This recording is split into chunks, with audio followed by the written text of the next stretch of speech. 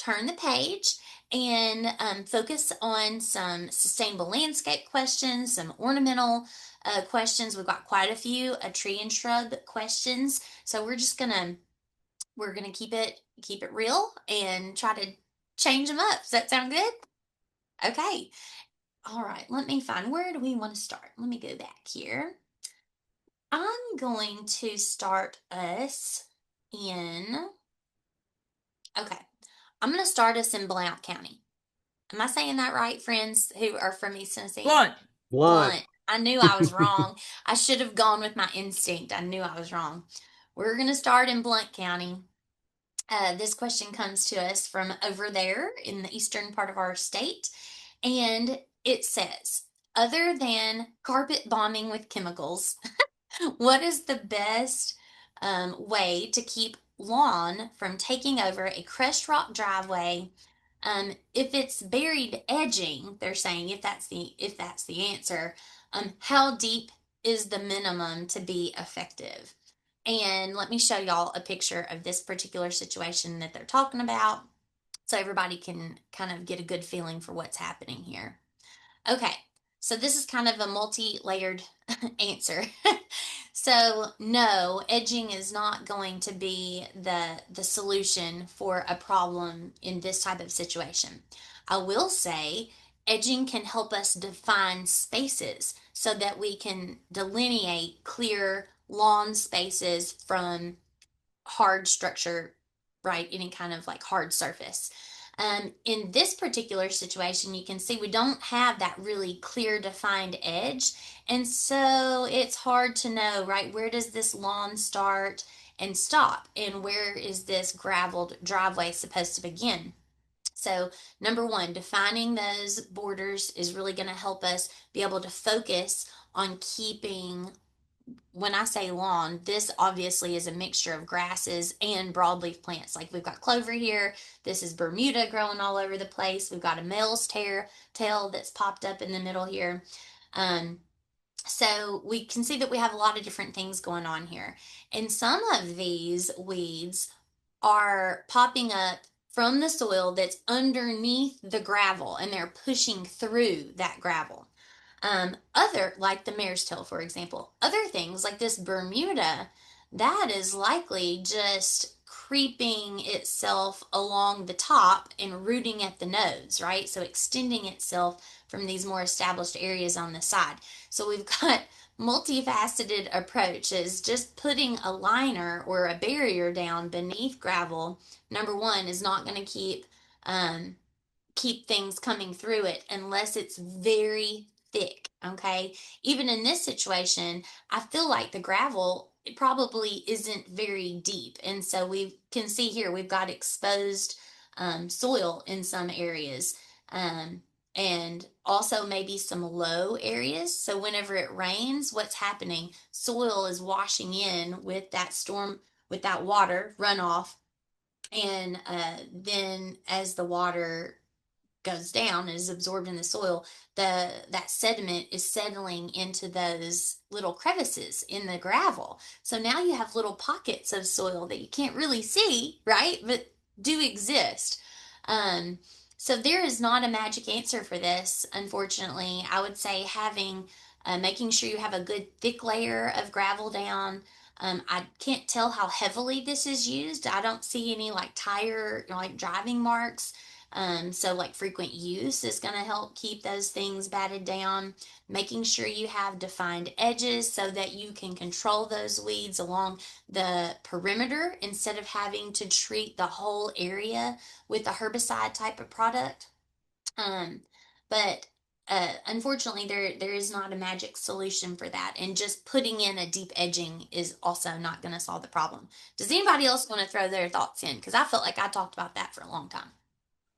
I've seen people put geotextile down to try to prevent soil under gravel. So that may be an option, getting the gravel up and then putting geotextile down and then putting the gravel back on top of the geotextile, which is kind of a really thick landscape fabric. Yes, woven. Yeah, Woven is a better word, yeah. yeah, I definitely. liked what you said, Celeste, that the sediments, we don't see it, but the plant roots definitely see it and they find it. Mm-hmm. Yeah. Okay. So I know that wasn't the answer you were hoping for. Wish we had better alternative. But definitely defining those edges. Use some, you can use herbicides there on your edges to maybe kind of fight the battle, right? Keep things from encroaching from the surface, and then having a nice thick layer and possibly a barrier underneath. All right, good. Okay, so let's hop over. Like I said, we have several tree questions. So, Lee, will you usher us in with this one? This comes to us from Williamson County. It says, we just bought this house, which has two large blue spruces that look sickly. They are south of the house. And are you able to tell if this is a fungus or a mite or lack of water from, dryness, et cetera, et cetera? Just wondering if we can provide any guidance or if we can tell anything from this picture in general. So, uh, Yeah. share with us. I'd be happy to. So they do look a little sickly, but I'll be quite frank, that's about how every Colorado blue spruce looks in Tennessee. I can also say it looks about the same if you go up into Michigan, where these are commonly grown at in the nursery crop. Many of those nurseries have actually quit growing Colorado blue spruce as a result of Rhizosphaera needlecast. I suspect that's what this is, Celeste. Okay. To answer the question, I can't tell you if it's a fungus or a mite issue based off of a photo, and it may even be both of those are at play, quite frankly. Colorado blue spruce, it's just a tree that's really well suited. Most all of our spruces are well adapted for, elevations above 3,000, 3,500 feet. If you go into the Smokies here on the east side of the state, we don't see many spruce down at low elevation. They're high elevations. So, unfortunately, these are kind of past the point where I would spend a lot of money on them. Mm-hmm. If it was still full, Celeste, I would say, yeah, maybe we talk about a broad spectrum fungicide. But we have to be really consistent about that. And we basically start spraying when those needles are half inflated. And then we have to protect that, of course, throughout the year. So, a couple of things on blue spruce. Plant them correctly if you're going to go with a blue spruce. I would try to avoid blue spruce in particular. I would stick with a Norway or a white spruce. They do much better in our area.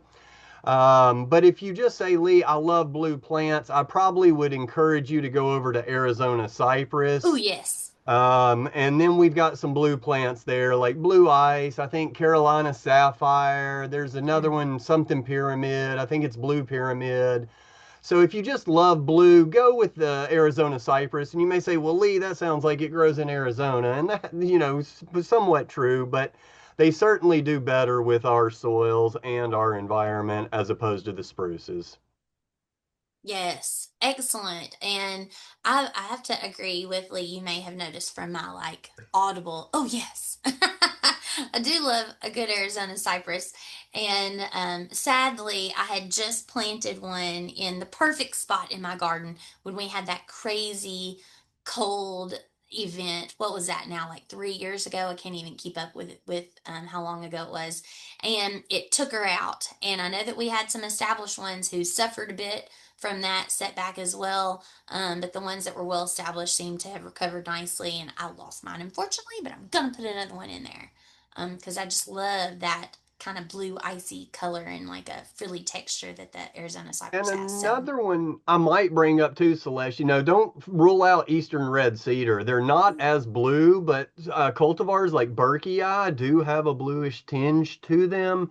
And gray owl, while it's not a tree per se, it's a yeah, large shrub, it has a grayish blue coloration. So it can add some of that kind of blue effect to the landscape. yeah, awesome. All right, anybody else? All right, we covered it. Great. Okay, so this is one of our sustainable landscape questions, and it's a question that I feel like we get a lot at the extension offices. It has to do with erosion, ditches, and what can a person do, right? So thank you, question submitter from Cumberland County, for sending this question in. Essentially, it says I have a steep bank The steep ditch has many holes from water where the water runs down the sides. It's covered with weeds. They can't really mow that particular area or weeded it effectively or efficiently. They said they could fall and break something, which is a real risk, right? So we want to stay away from that. They contacted their road department because this is adjacent to a roadway. He came over and they said that they could put in, um, I think that they meant that they could put in a culvert and some gravel to fix the ditch, maybe so that it carried water better. Um, and but they're just asking, do we have any suggestions for how they can beautify that ditch area? Like, I can't answer all your questions about the municipality stuff, right? Everybody has their own rules and regulations and what they can and can't do. So that's something you'll just have to work with your local county or city people about. But we can help you know what are the best moves forward for helping to prevent erosion and maybe some plant things options that we have available to us. Andrea, do you want us to take us into that question? Yeah, absolutely. I love a good ditch question. Of course, ditches, they're not the most glamorous part of our landscapes, but they're very important. They carry all the water when it rains. It rains a lot in Tennessee, obviously. And so ditches are a part of our landscape. They have a function. And I do love the motivation here to make them as beautiful as possible. So indeed, they can be kind of like a little bit of a tricky spot to manage in your landscape. So it sounds like this person has taken some of the really critical first steps. And indeed, as Celeste was talking about, it is imperative to communicate with any pertinent local authorities. So that could be the highway department, as it sounds like they've already talked with. Local municipal government could have a right of way here as well. And then any HOAs, they might manage some of the right of ways as well. So just be sure you're reaching out and you're talking with all of them. Some things to ask them about is, what is their current maintenance schedule? What's the mowing frequency that they have? What's the extent of mowing off of the road? Like, what is their right of way? We don't want to be planting plants in that area and expecting them to survive when, the mower comes by every so often. So just kind of get a better understanding of what their management is and how much that extends onto your property. Also, be considerate of road salting. There in Cumberland County, I know that they have a lot of cold weather, so understand how often does that road get salted, and that's going to impact, how much of that salt makes its way into the landscape, into that ditch, and kind of that will inform, what kind of salt tolerance our plants need. And to be on the safe side, especially in Cumberland County and many counties across Tennessee, we see a lot of road salting. And so just to kind of like edge on the side of getting plants that are going to be able to tolerate some of that salt. So, since mowing is a challenge here, it sounds like the long-term goal is to not have to mow, right? And I think that is a great goal. So that means that we want like a dense stand of vegetation that's going to resist the erosive flows. It's going to also allow water to flow through the ditch because we need that to be flowing. But we want it to grow vigorously and take up that space so that the weeds don't come through. And these desirable plants can outcompete the undesirable species that are inevitably going to want to come through. So some considerations to think about is, how wet is that ditch? Does it hold on to water in between events, or does it really just dry up in between those rain events? So soil moisture condition, driver visibility. So we don't want to impede, of course, any visibility if you're leaving your property on a driveway or on the road itself. So that will inform kind of how high of plants you are going to be able to plant there. And again, yeah, that salt frequency. So just to kind of start throwing out some plants, natives are going to be probably your best bet in terms of being adapted to fluctuating soil moisture condition and the local conditions in your yard and really be vigorous. Sedges and rushes make for great kind of ground layer options. And then we have a rain garden plant list, and many of those rain garden plants will be great options for various parts of this landscape. So we've got the rain garden plant list is separated into soil moisture conditions. So your kind of like really water loving species will be down in that lower level. And then we also have plants that will make its way up into the kind of that more upland zone. And so these rain garden plants, you can pick, some kind of taller blooming species to give you some interest there as well. Think about creating layers. Again, kind of thinking again about that line of sight. Shorter plants next to that walkway that I saw in the photo. Shorter plants next to any roadways where you need to maintain that line of sight. And then work in masses and plant some taller plants to give you that visual appeal.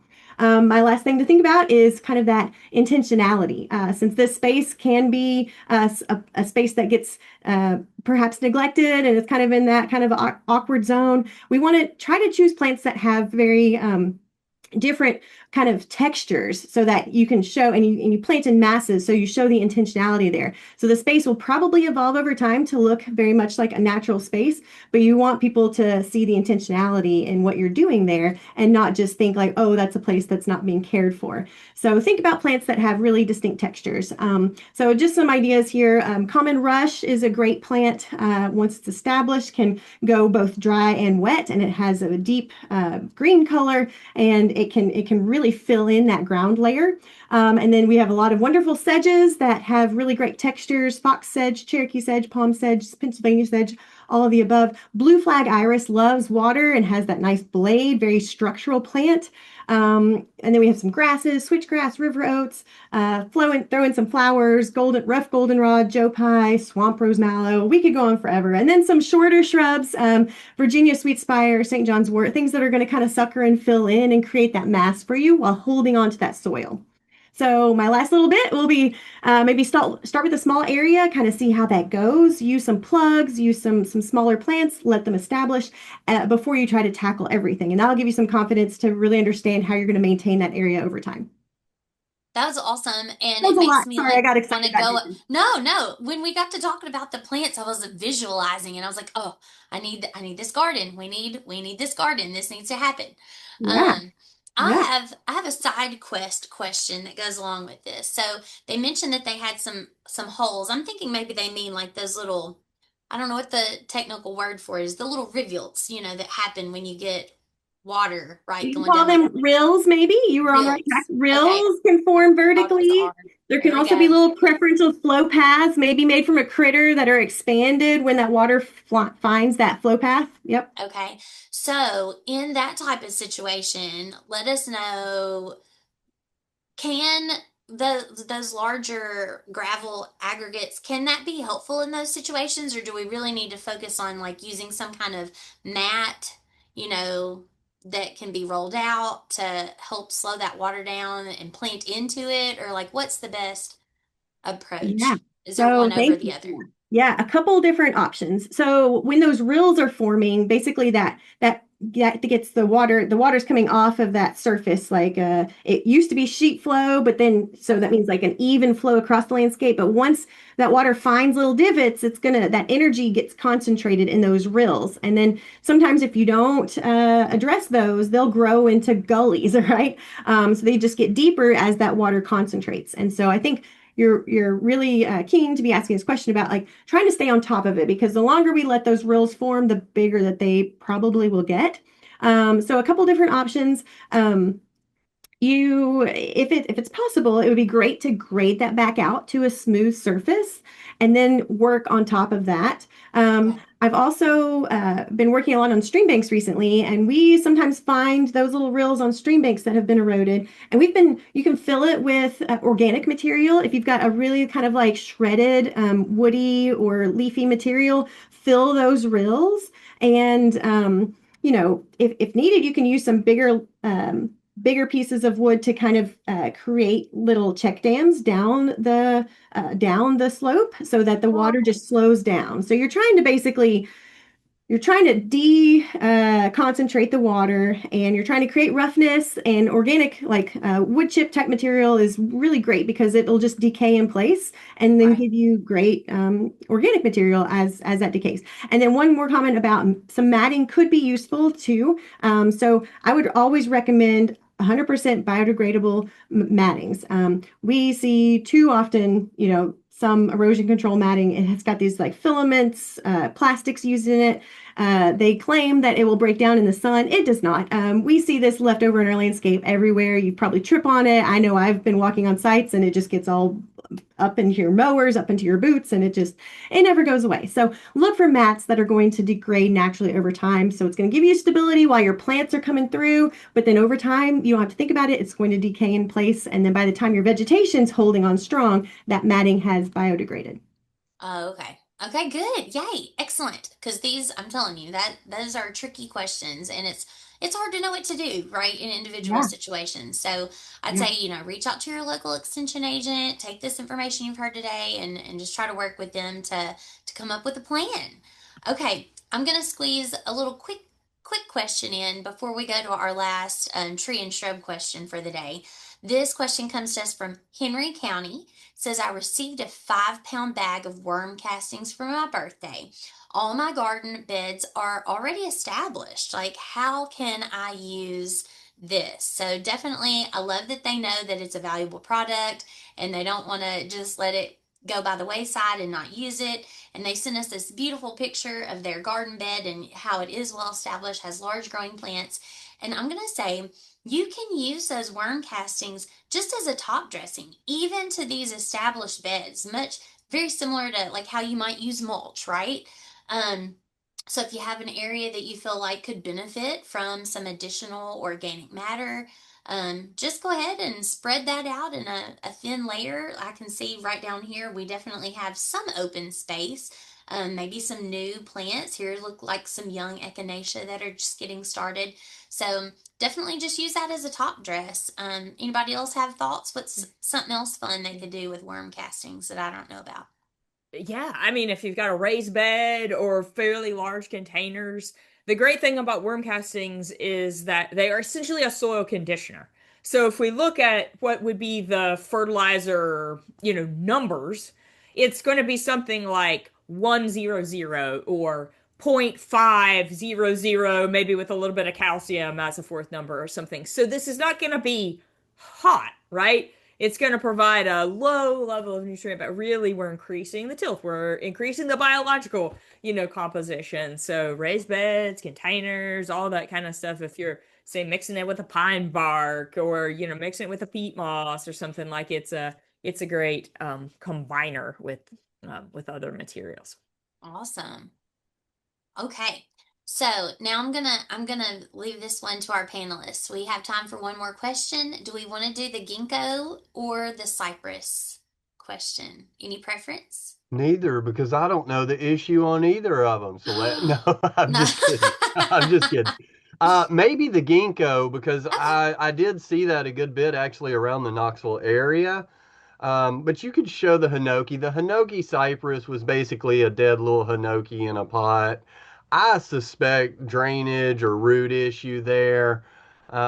Initially it looked like some interior needle browning. I wasn't too stressed on that. But then I looked at the very top of the plant, and that's in fact dead, Yeah. or at least very much on its way out the door. So I couldn't see the stem on that. I don't know. Planting depth's probably okay. It kind of looks bonsai pot. I'm not sure of That's what that. I was wondering. Yeah. So I would look at the roots first. Hinoki cypress, the Chamaecyparis, they're pretty, resistant to most diseases. There are a few tip blights, but I wouldn't expect to see dieback to that extent. So I don't have a great answer for you, Celeste, unless, Yeah. And seeing that it's kind of progressing from the inside, right? So, yeah, sometimes tip lights, we would expect to see those at the tip. So this is kind exactly. of working its way from the And interior. I don't know if the are these indoor plants, are they outdoor plants? Were they out last month when we got 7 inches of rainfall and Uh, six the month before that? Could it be a root rot? So I would do the sheath pull test on a couple of roots and look at yeah. them and see, are those sheaths actually attached or do they just slide right off the root Mhm. itself? So And make sure that that pot, like that the drainage hole uh, isn't clogged up. there Sometimes you you're like, go. well, it definitely has drainage. Well, sometimes they can Yeah, they can get clogged up. Um, very good. Yep.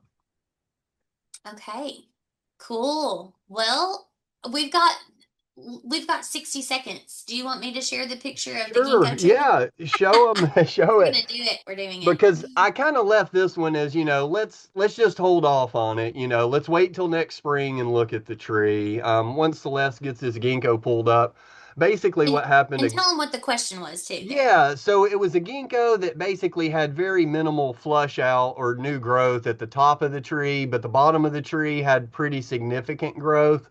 I really don't have a great answer here. Maybe other panelists might, but trees, of course, are moving water and sugars all day long. And of course, lower in the canopy, we would expect to see greater flush out. So I would question, is there a wound above that lowest series of branches? Yeah, right where Celeste is pointing at.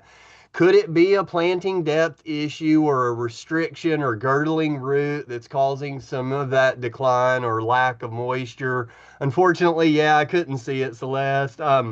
Or could it have been spring flush out? Here in Knox County, our ginkgos woke up and then we had that really cold spell. Mhm. The fact that there's foliage up there is at least encouraging, but it certainly should be much more full than that by July 10th. So Yeah. I just don't have a great answer on this one without seeing and knowing more about the planting process, the burlap, the metal, etc. Right. That one's tricky to answer. Yes. But definitely you mentioned a lot of things that are going to help them on their discovery, right? Things to investigate. Look at right there at that clear, there was a clear delineation between leafing It, out and where it looks stressed. Look for damage exactly. on the trunk there. Yep. Um, we can't see the very base of the tree. You want to make sure that you can see a root flare. If it's just Yep. straight, like hopefully it probably isn't rooted in Too much. too Yeah. much. Like Yeah. give it a Agreed. tug, lift it, right? Yeah. If it's too deep, go ahead and lift it, Yeah. and maybe you have time to correct what's Yeah. going on there. So Yeah. couple things Mhm. extra. That's one of the things that we love about office hours is this is opportunity to share, and we don't have all the information to answer every single question, but we can tell you to what to go back and look for, examine more closely. I know. Even I was writing down the species as Andrea was spitting all of those wet loving species out over here. Yay. So, Well, we thank everybody for being on the call today. I hope you've learned a lot. I know I did through researching and preparing to have our chat with y'all today. And we look forward to seeing you again. All right, come on back and keep submitting those questions.